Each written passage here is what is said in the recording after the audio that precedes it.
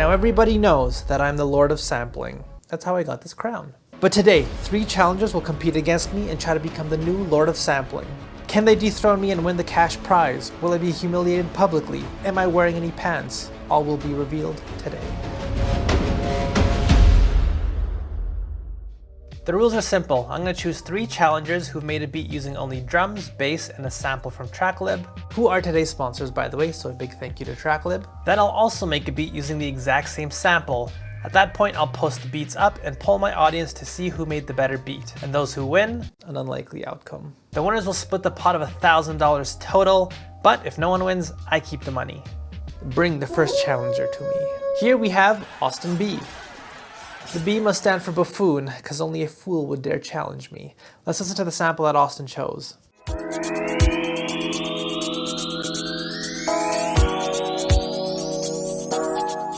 Now it's time to make a beat out of this. By the way, if you enjoyed this video, hit the like button, and if enough of you do, we'll do another one of these contests. And also let me know which of the beats is your favorite in the comments below. First, I'm going to slow the sample way down. It has a lot of hi-hats and percussive sounds all over, so I want to slow the sample down to open up more space for my own drums.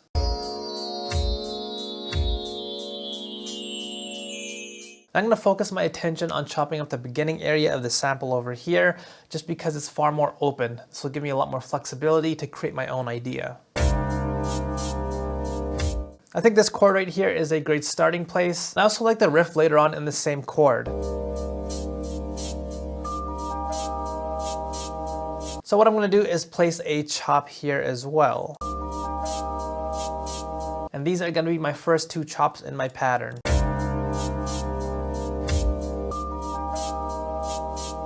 Now I'm going to try to find another chord in the sample that sounds good with this one and just create a very simple progression. This one here works perfectly, but later on in this chop you can hear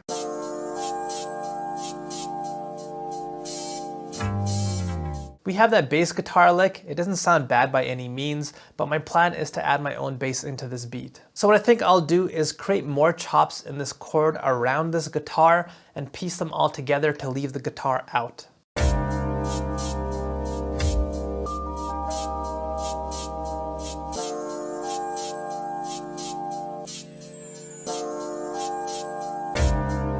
This sounds alright to me so far. We do have a bit of an issue overall though. The second chord has that high frequency whistle on top. I want to try to get rid of this as well as reduce the presence of the hi-hats from the sample, so let's add some effects on top here. Here I added an EQ. You can see I cut the low end and the high end since both of these areas have sounds that I don't really want.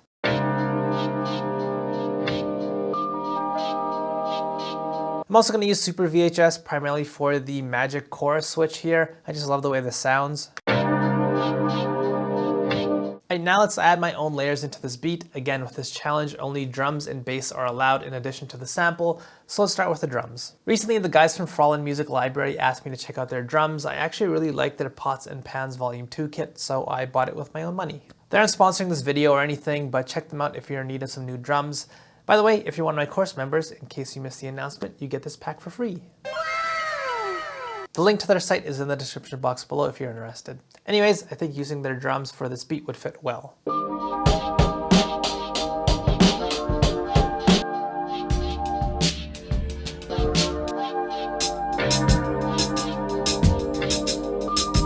This drum break here has a good rhythmic feel to it. I like the framework that it provides, so I'm going to add it into my beat.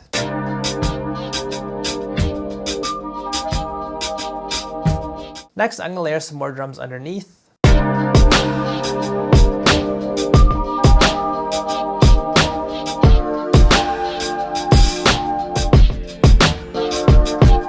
Cool, next let's build the bass line.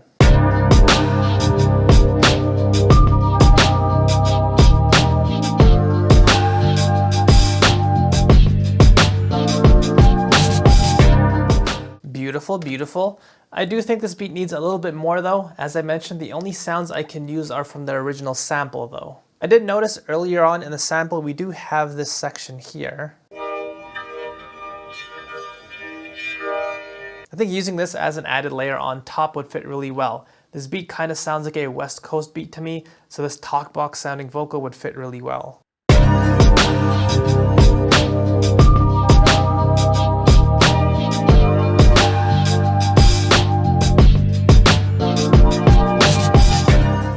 Alright, I think this beat is ready. Austin, let's hear what you came up with.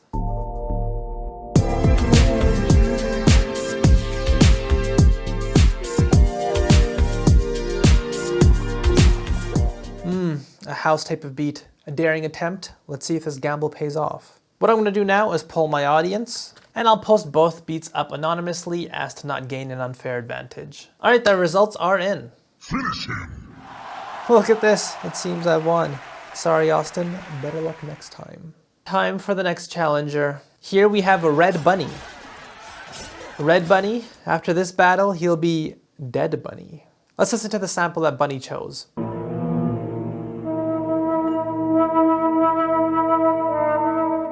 It is beat making time. Alright, as you can hear, the sample is pretty low quality in terms of its actual sound recording. That's just the way these older sounds were recorded. There's nothing you can really do about this, but I think to get my beat to sound good, I'm going to need to pick some brighter, higher quality drums. The reason being, I think building a larger, more central drum pattern is going to be important, so that's exactly where I want to start. First, I'm going to build a basic hi-hat pattern. Again, I'm going to be using sounds from the Frolin drum kit that I mentioned earlier. Next, I'm going to add a few more high-end layers to this pattern just to introduce a bit more diversity of sounds.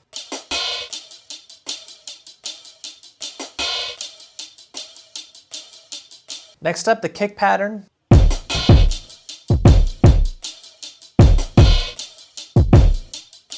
Next up, I'm going to grab a snare from my course pack. I think there is a snare in there that would fit perfect for this drum pattern.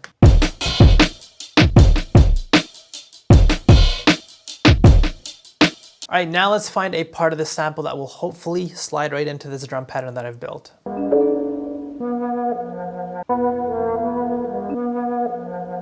I think these flutes would probably be the best bet here. As I mentioned, this sample does have a degraded and low sound quality. So I'm going to add an EQ and hopefully try to brighten up the higher end of this flute so it actually sounds a bit more audible. I think adding a bit more presence to the high end is really going to help this flute cut through. So I'm going to add some decimort on top, which is a bit crushing tool. As you can hear, this added even more high-end presence to my sound. And to get this flute to sound a bit more real and not as flat sounding, I think adding some delay is really going to help and add some more dimensionality into this beat at the same time. In case you're wondering what I mean by dimensionality, check out the video that I made on this topic and how adding dimensionality to your beat is really, really important. The link to that's in the corner. So after adding delay, here's what we get.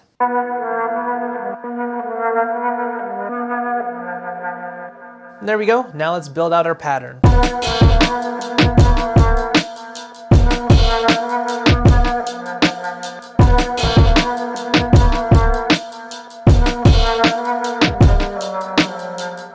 That delay is really helping this pattern sound full even when there's gaps in the MIDI, as you can see all over the place. Here's how this exact same pattern would have sounded if I didn't do all the processing that I just did.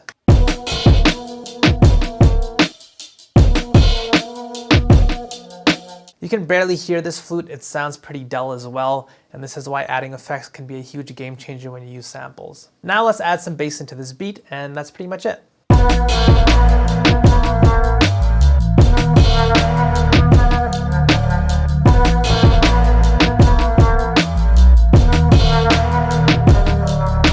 Alright, I think this beat is ready. Red Bunny, let's hear your beat.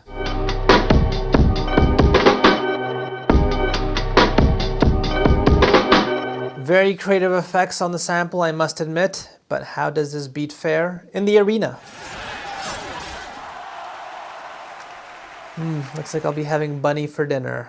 Bring me my next challenger. Here we have Jackson. Let's listen to the sample he chose.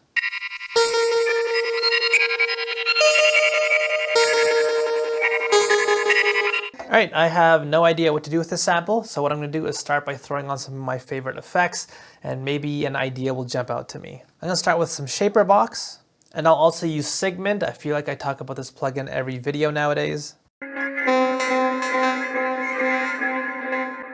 Alright, I really like the rhythm that this creates. Let's see if I can find some chop in here that can be a good starting point for this beat.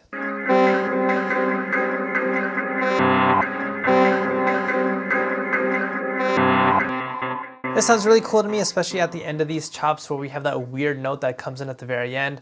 So I'm just going to use this to create a very simple loop here. I want to point out, you probably noticed that the sample feels a lot larger and takes up more room. I did this by throwing on some halftime, but setting the mix to a lower setting. That way we have the original sample as it is, plus this pitch down layer that halftime provides that helps this pattern sit in a wider frequency span. Next, what I'm going to do is pitch this sample up 1 octave and see if I can find more layers to add into this beat.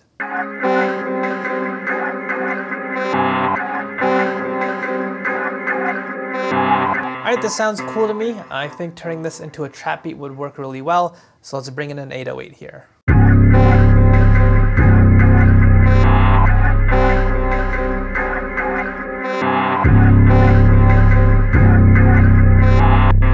With my drum pattern, I think it would be best to build something that's a bit more rhythmically unique. So I'm going to program my hi-hat pattern in a way that isn't just hitting on every 8th note, for example.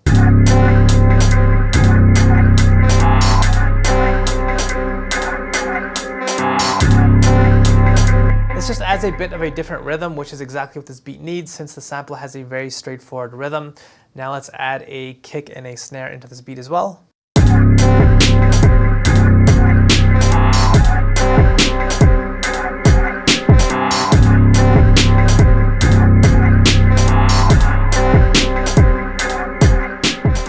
So I think this beat is done too. And Jackson, let's see you in action.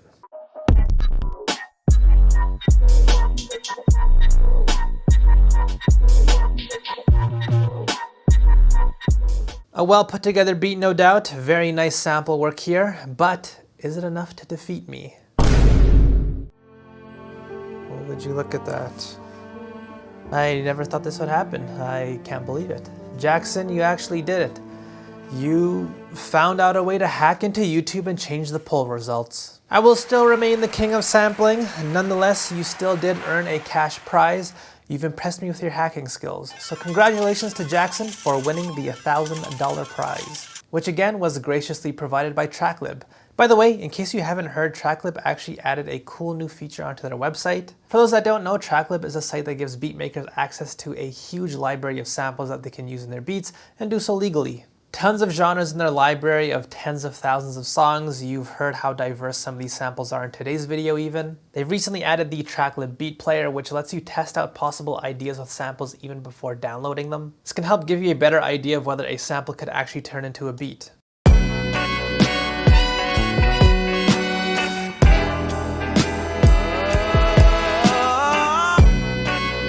You can even pair different drum styles with the sample. Just a really smart, innovative idea here for sure.